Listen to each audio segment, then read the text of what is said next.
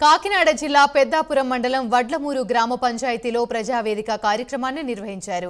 ఈ కార్యక్రమంలో పెద్దాపురం ఎమ్మెల్యే నిమ్మకాయల చినరాజప్ప, కాకినాడ జిల్లా జనసేన అధ్యక్షులు తుమ్మల రామస్వామి, పెద్దాపురం నియోజకవర్గ బీజేపీ నాయకులు వెంకటరమణ పాల్గొన్నారు.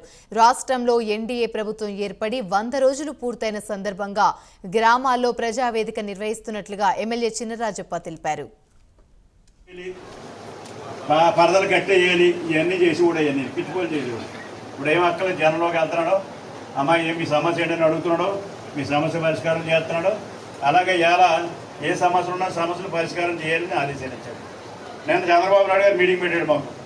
100 రోజుల్లో మీరు చేశారు, రేపు నుంచి ఏ సమస్య ఉన్నా సమస్యలన్నీ కూడా పరిష్కారం చేయండి, రోడ్లన్నీ కూడా ఒక్క గుంత కూడా కనపడకూడదు, నేను డబ్బులు ఇస్తున్నాను కొంతలు వేయండి అని చెప్పారు. ఎందుకంటే వేళ పెద్దాపురంలో మనకి పెద్దాపురం టు రాజనగరం రోడ్ అసలు వెళ్ళక జగ్గంపేటకి పోయాం.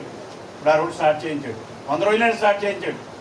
అలాగే ప్యాచ్ వర్క్ ఎక్కడైతే ఉంటే ప్యాచ్ వర్క్ ఉన్నదో రోడ్ అనేది కూడా ప్యాచ్ వర్క్ చేయమని చెప్పి ఆదేశించాడు. అంటే రోడ్లకి